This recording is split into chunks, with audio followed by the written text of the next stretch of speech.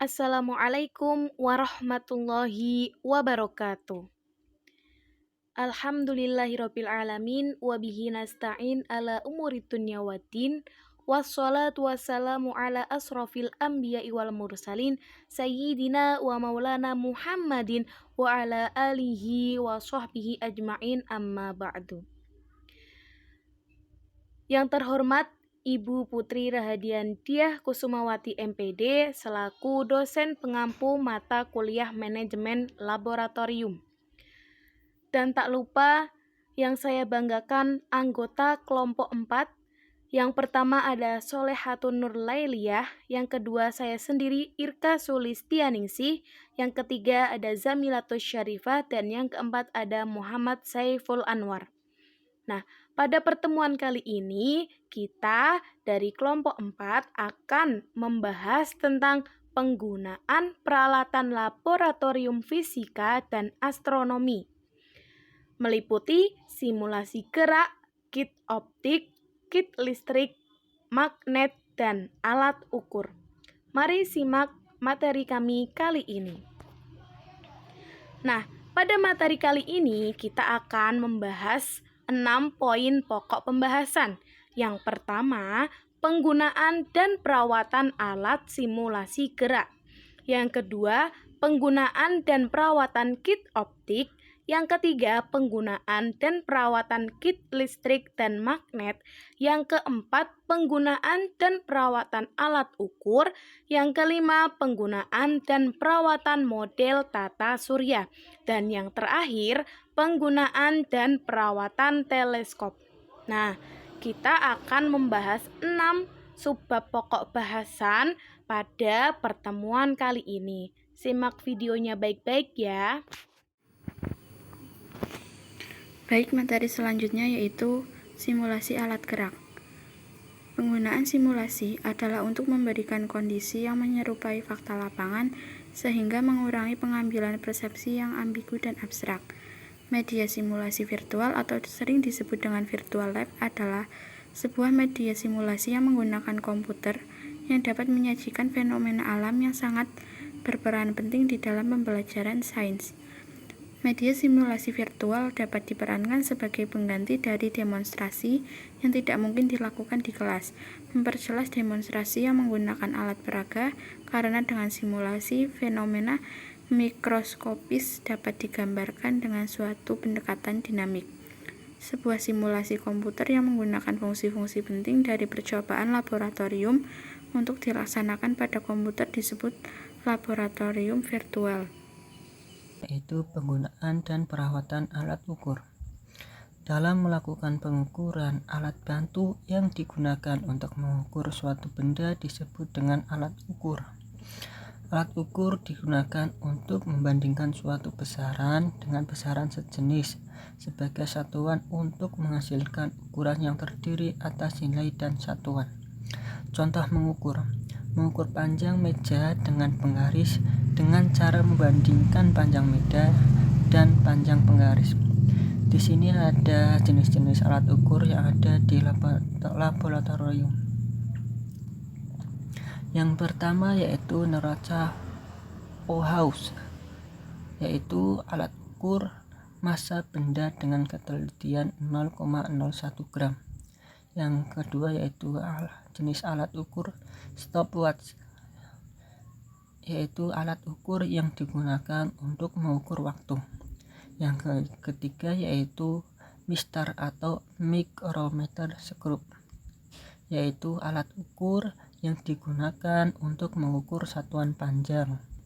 Yang keempat yaitu termometer, yaitu alat yang digunakan untuk mengukur suhu benda dengan tepat dan menyatakannya dengan angka. Yang kelima yaitu glass beaker, yaitu alat ukur untuk mengukur volume suatu zat cair, dan masih banyak lagi. Cara untuk merawat alat ukur yang ada di laboratorium yaitu yang pertama, sediakan lemari atau rak khusus untuk menyimpan alat ukur laboratorium. Yang kedua yaitu penyimpanan alat ukur harus dibedakan antara alat ukur yang sering dipakai, alat ukur yang mudah rusak, dan berdasarkan jenis bahan pembuatnya. Yang ketiga yaitu pastikan alat ukur sudah kering sebelum diletakkan pada lemari atau tempat penyimpanan, dan pastikan pula tempat penyimpanan selalu kering dan tidak lembab. Yang keempat yaitu bersihkan alat ukur secara berkala dan teratur dari debu-debu dan pastikan selalu dalam keadaan kering. Yang selanjutnya yaitu bersihkan alat berbahan kaca dengan deterjen khusus atau cairan etanol setelah digunakan. Selanjutnya itu jika dalam tindakan penelitian melibatkan kontaminasi bakteri tertentu, maka alat ukur laboratorium harus direndam dalam larutan desinfektan atau dengan cara steam. Materi selanjutnya yaitu penggunaan dan perawatan model tata surya.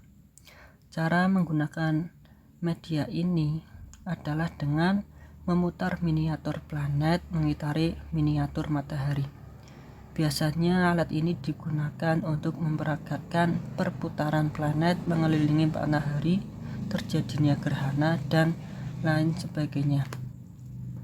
Untuk perawatan model tata surya ini yaitu dengan cara merawat media ini adalah dengan menyimpannya di tempat yang aman seperti lemari atau etalase untuk selalu menjaga kebersihannya, bersihnya dengan menggunakan lap.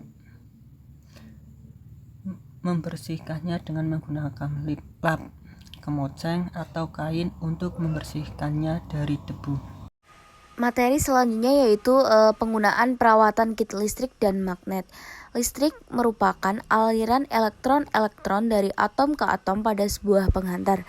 Sedangkan kata magnet adalah suatu objek yang mempunyai suatu medan magnet. Kit listrik dan magnet adalah sekumpulan alat fisika yang digunakan untuk melakukan berbagai macam percobaan mengenai konsep listrik dan magnet. Penggunaan dan pemeliharaan alat-alat kit listrik dan magnet yaitu yang pertama ada catu daya atau power supply, merupakan sumber tegangan dan arus listrik searah DC dan bolak-balik AC yang sudah dilengkapi dengan batas nilai tertentu antara 0 sampai 12 volt. Yang kedua ada basic meter, merupakan alat serbaguna yang digunakan untuk mengukur kuat arus dan tegangan. Yang ketiga ada multimeter analog avometer yang merupakan alat yang digunakan untuk mengukur arus, tegangan, dan hambatan listrik. Yang keempat ada osiloskop, yaitu peralatan elektronik yang menghasilkan tampilan grafik pada layar untuk mencitrakan gelombang maupun sinyal elektronik yang diterimanya. Yang kelima ada vibrator, merupakan alat yang digunakan untuk pembangkit sumber getaran. Contohnya, untuk menunjukkan gelombang stasioner pada tali. Vibrator juga sebagai sumber tegangan AC maupun DC. Selanjutnya ada materi perawatan kit listrik dan magnet dibedakan berdasarkan bahan pembuatannya. Antara lain yang pertama itu yaitu ada bahan logam yang merupakan peralatan kit listrik dan magnet yang terbuat dari bahan dasar logam seperti nikel, tembaga, besi, seng, dan logam campuran lainnya seperti inti besi, kumparan lilitan, jepit steker, elektroda, dan magnet batang alnico agar terhindar dari karatan. Maka peralatan tersebut harus disimpan di tempat yang bertemperatur 37 derajat Celcius dan lingkungan yang kering. Yang kedua ada bahan logam atau alat elektronika. Peralatan kit listrik dan magnet yang terbuat dari bahan dasar logam pada alat elektronik seperti meter dasar dan motor listrik atau generator memiliki sifat sensitif terhadap guncangan, sensitif terhadap medan magnet, tidak tahan terhadap suhu di atas 25 Celcius, tidak tahan terhadap udara lembab, dan tidak tahan terhadap debu dan kotoran berdasarkan sifat-sifatnya. Maka peralatan elektronika tersebut harus dihindari dari guncangan dan medan magnetik agar sensitivitas peralatan dapat terjaga. Yang ketiga ada bahan plastik atau karet. Perawatan peralatan kit listrik dan magnet yang terbuat dari bahan dasar plastik seperti dudukan alat, kabel penghubung merah, kabel penghubung hitam, dan papan perangkai lubang 120 atau lubang 216. Bahan plastik atau karet itu bersifat elastis dan tidak tahan terhadap panas karena dapat mengganggu elastisitas karet. Yang terakhir ada bahan logam sifat kemagnetan. Perawatan peralatan kit listrik dan magnet yang terbuat dari bahan dasar logam yang bersifat kemagnetan seperti magnet inti besi 1 dan magnet inti besi U. Bahan logam bersifat kemagnetan dapat menarik benda berbahan logam. Ya, bisa menghindari logam bersifat kemagnetan dari panas, karena panas juga dapat menyebabkan berkurang atau bahkan menghilangkan sifat kemagnetan dari logam, dan dapat menghindari benturan terhadap benda lainnya yang mengakibatkan bahan logam bersifat kemagnetan bentuknya berubah atau rusak. Baik, materi selanjutnya yaitu penggunaan dan perawatan kit optik. Kit optik fisika merupakan alat peraga yang membantu pemahaman mengenai cahaya, pembesaran cahaya, penguraian cahaya, efek pembesaran cahaya dari kaca pembesar, dan lain-lain. Sebagai contoh dari box kit dapat dibuat percobaan penguraian cahaya, efek pembesaran cahaya dari kaca pembesar, dan lain-lain.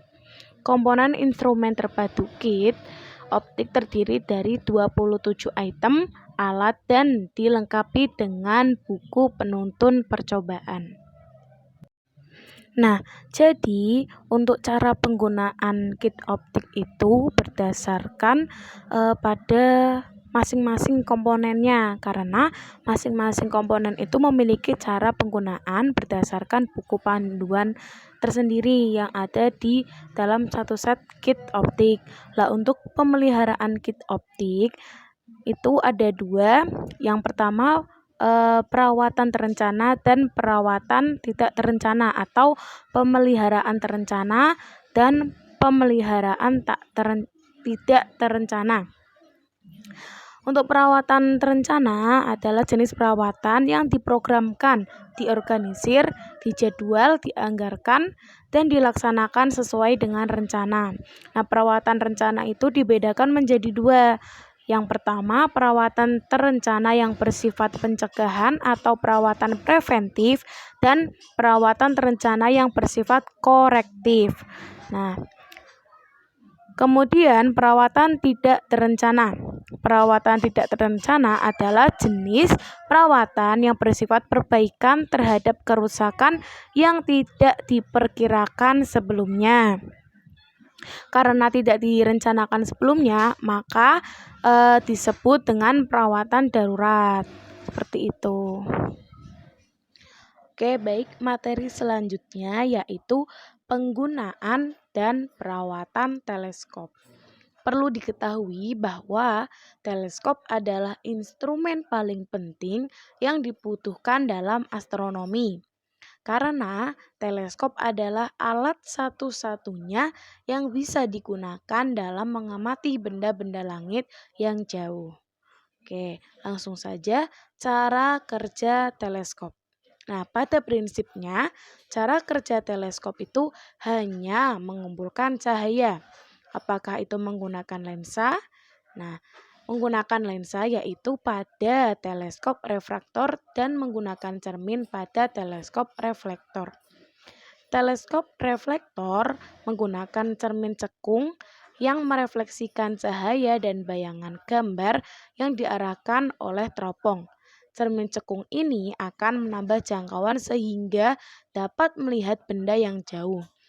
Teleskop reflektor memiliki kelemahan yang terkadang dapat menimbulkan bayangan yang tampak menjadi tidak fokus. Lensa utama akan mengumpulkan bayangan benda dan juga cahaya yang datang. Kemudian disampaikan ke retina melalui media refraksi. Media refraksi mata ada 5, yaitu cahaya bayangan yang masuk akan sampai terlebih dahulu ke kornea, kemudian ke humor aqueous, pupil, vitreous body, dan terakhir ke retina. Setelah sampainya di retina, bayangan tersebut dikirimkan melalui saraf penglihatan ke otak. Barulah seseorang dapat menginterpretasikan gambar tersebut. Oke, itu penggunaan teleskop. Nah, kemudian ke perawatan teleskop. Perawatan teleskop, kita mengambil aturan untuk membersihkan teleskop. Nah, yang pertama itu jangan terlalu rajin membersihkan teleskop. Kemudian bersihkan teleskop jika berjamur, kemudian muncul bercak noda atau benar-benar kotor. Debu tidak akan mengganggu pengamatan. Jangan membuka teleskop jika tidak sangat terpaksa. Nah, saat memasang ulang itu perlu kolimasi. Untuk cara membersihkan teleskop atau aksesoris optik yang lainnya, ini bisa dibaca sendiri ya di makalah. Kemudian cara membersihkan teleskop aksesoris optik lain, yang pertama itu membersihkan debu, kemudian membersihkan noda atau kerak atau jamur, dan membersihkan kerak atau jamur yang parah. Nah, seperti itu. Oke, mungkin itu saja pemaparan materi dari kelompok 4. Kurang lebihnya kami mohon maaf apabila ada kata yang salah ataupun tutur yang tidak teratur. Wallahul muwaffiq ila aqwamit thoriq. Assalamualaikum warahmatullahi wabarakatuh. Nah, sekian presentasi dari kelompok kami. Kesimpulannya, jadi penggunaan alat laboratorium fisika dan astronomi itu harus memperhatikan prosedur yang telah ada, baik dari penggunaan maupun perawatannya. Tidak boleh asal-asalan, harus sesuai dengan prosedur yang ada. Sekian dari kelompok kami, kurang lebihnya mohon maaf. Wassalamualaikum warahmatullahi wabarakatuh.